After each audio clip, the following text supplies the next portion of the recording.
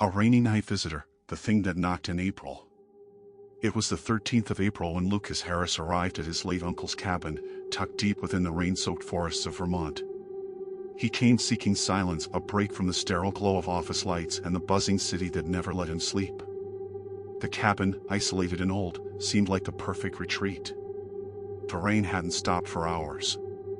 Thick, cold sheets poured down from a sky as dark as ink, drumming against the roof and soaking the earth. Inside, the fireplace crackled weakly, casting long shadows across the walls. Lucas curled up with a book and a cup of tea, listening to the comforting rhythm of the rain. At exactly 11:47 p.m., someone knocked on the door. Knock. Knock. Knock. The sound was slow, deliberate, almost rhythmic. Lucas froze. The nearest house was miles away, and no one should be out here, especially in this kind of storm. He stood cautiously and peered through the peephole. Nothing. Just darkness and blurred tree silhouettes dancing in the rain. He opened the door a crack, the cold air rushing in instantly. No one. Only wet footprints on the porch. Bare, small footprints, like those of a child. But they stopped abruptly at the edge of the porch, disappearing into nothing. Trying to rationalize it, Lucas told himself it must have been a lost camper. He left the porch light on for the rest of the night. Sleep was impossible. The next morning, the woods were silent, as if the rain had washed the world clean.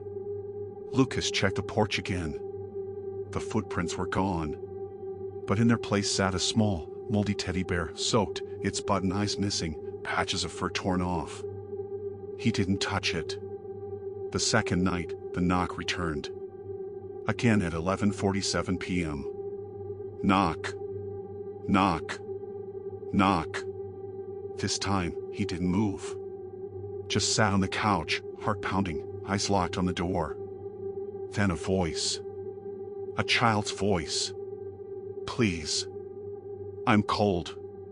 It was so soft, muffled by the door and the rain, but undeniably there. Lucas didn't respond. After a long silence, he heard something scratch at the door, then silence. The next morning, he began to search the cabin, desperate for answers. In a drawer full of old fishing gear and dusty books, he found a leather-bound journal, his uncle's. Inside were fragmented, paranoid entries. April 3rd, 1994. She came again. Same knock. I told her to go away. She just stood there, staring. April 11th, 1994. She's not a child. I saw her eyes. Not human. Not anymore. April 13th, 1994. If you hear the knock, do not open the door. That's how she gets in. Lucas stared at the last line. He had opened the door, just a crack, but still. That night, the storm grew wilder. Thunder roared, the wind screamed through the trees. The clock struck 11:47. Knock. Knock. Knock. Lucas stayed completely still. The lights flickered. Another voice joined the first, a deeper one, whispering. You already opened it once, Lucas. He backed away slowly, the journal clutched to his chest. Then something slammed against the door. Not knocking anymore, pounding. Furious. As if something enormous was throwing itself at the frame. The windows trembled. Shadows moved outside, tall ones, unnatural in shape. Lucas locked himself in the bathroom. The lights flickered again. In the mirror behind him, a face appeared, a girl's. Pale, soaked, hollow where her eyes should be. And beside her, a towering figure, antlers sprouting from its head, its face a mess of shifting mouths. He turned, nothing was there. But in the mirror, a foggy message had appeared. You let us in. The next morning, the rain had stopped. The sun broke through the clouds, revealing the forest's deceptive calm. A forest ranger, responding to reports of missing hikers, arrived at the cabin. He found the door open. The fireplace burned low. Lucas's car was still parked outside. But Lucas was gone. Only his phone remained, lying just inside the door, screen cracked but still recording. The last video on the device was 47 seconds long. It showed the cabin door, the knocking, the little girl's voice. Then, in the corner of the screen, a figure, tall, thin, its limbs bending the wrong way, appeared just before the feed went dark. Locals say if you stay at that cabin during April, especially on a rainy night, you'll hear the knock at 11:47 p.m. 3 times. Don't open the door. Don't answer the voice. And whatever you do, don't look in the mirror. Because if you let them in, they never leave. The Forgotten Trail vanished in the April woods. Every spring, sheets of pale mist coil through the April woods as sap stirs in the twisted oaks and the forest seems to breathe beneath your feet. Locals warn that an unmarked dirt track, long since scrubbed from every map, lies hidden within these trees. They call it the Forgotten Trail, and they say that once it claims you, there is no turning back. Dr. Amelia Rhodes arrived at the edge of Greyhaven on April 8th, drawn by a tattered diary she discovered in a Swedish archive. According to its pages, every April a handful of strangers vanished along that narrow path, their last footprints swallowed by brambles and fallen leaves. Undeterred by villagers' hushed warnings or the horrified expressions of the tea house patrons, she pitched her tent beneath the birches and waited for dawn. At first, the trail was merely overgrown, an awkward maze of bramble, saplings, and moss-covered roots. But as Amelia ventured deeper, the air grew heavier, burdened by the scent of damp earth and something acrid, like smoke that settled into the soil. Bells of mist drifted at her ankles, and her compass began to spin, as though the forest itself refused to let her find her way. By midday she came upon a fallen sign carved with the single word Vergessen, forgotten, its letters worn to ghostly grooves in the wood. Night fell without stars, and when Amelia reviewed her voice recordings around the campfire, she froze at the soft echo beneath her own voice. Remember the roots, remember me.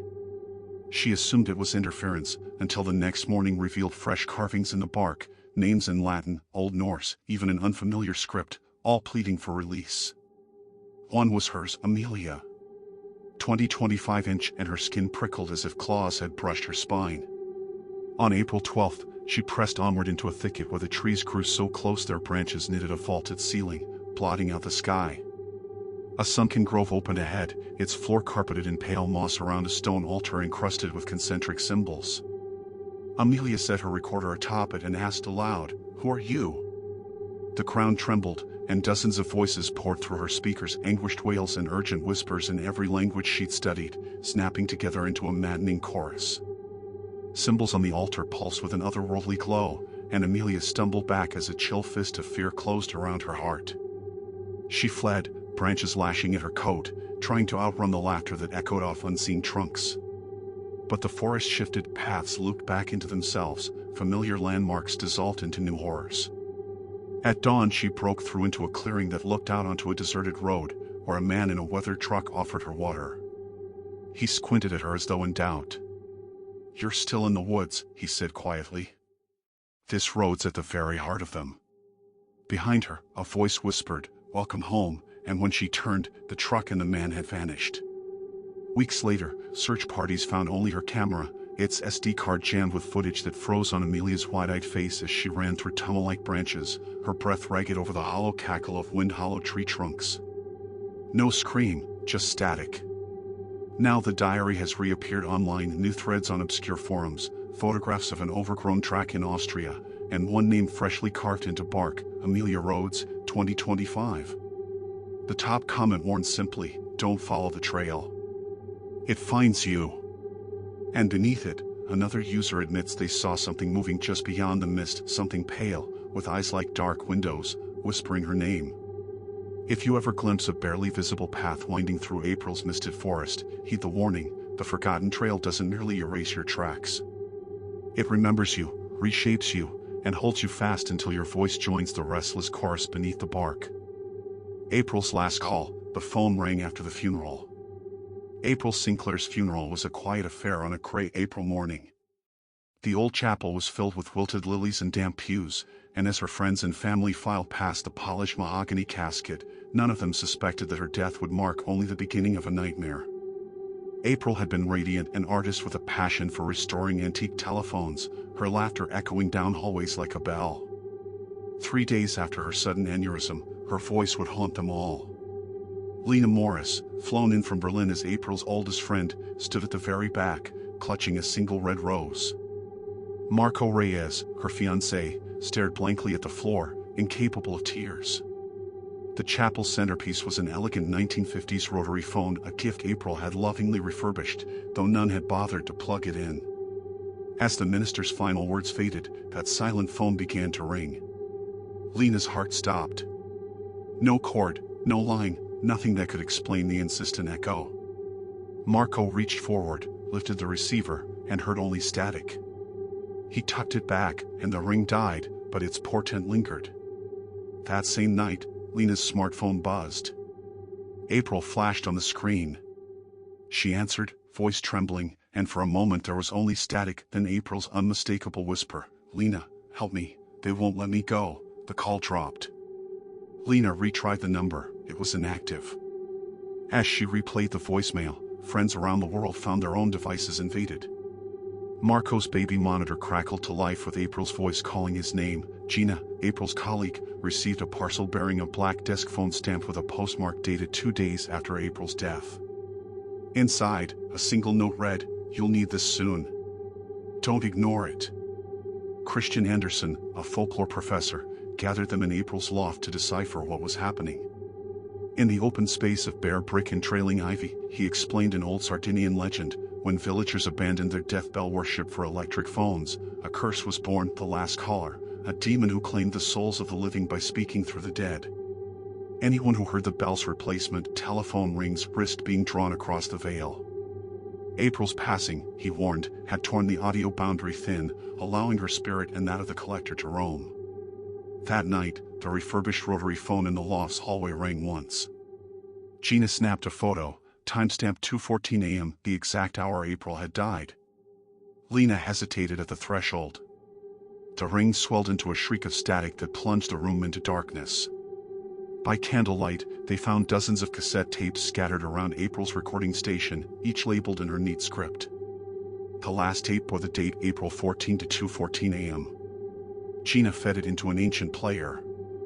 At first, a hiss. Then April's voice, distant and calm, "If you're hearing this, I'm trapped, they won't let me rest. The last caller will claim another soul. Don't answer the second ring."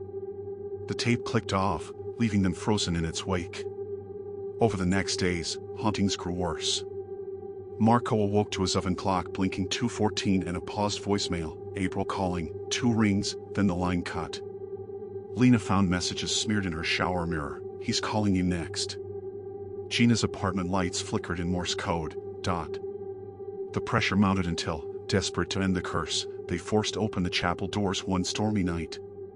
Lightning flashed as they filed inside, the antique phone perched on its lonely stand. Christian lit black candles in a circle. Marco held April's eulogy, now singed at the edges. Lena and Gina gripped salt and iron filings, the old safeguards against restless spirits. They began to chant the Sardinian incantation Kristen had translated. The phone's dial spun by itself, ringing once and then twice. Lena smashed the handset with Marco's hammer, splintering plastic and metal. The wail that followed rattled every window pane as a pale hand, skeletal and wet, clawed its way from the splintered shell. Marco screamed, the figure retreated, withdrawing April's voice from the room. In the hush that followed, only the rain drummed against the stained glass windows. At dawn, the chapel stood empty. The phone lay in ruin, its pieces charred. April's friends lay huddled on the cold stone floor, alive but changed, eyes haunted, voices hushed. They swore never to speak of that night again. Yet even as they dispersed to their distant lives, the curse clung to them. Lena, back in her Berlin flat, awoke to the soft vibration under her pillow. She dared not look, but the screen lit with a single word, April. She bolted upright. The room was silent. No call, no voicemail, nothing but her own ragged breath. Yet she felt it in the air, the echo of that final ring, a summons from beyond the grave. And she knew, with sick certainty, that death is never the end, and sometimes, when the phone rings after the funeral, the only choice is to let it go unanswered.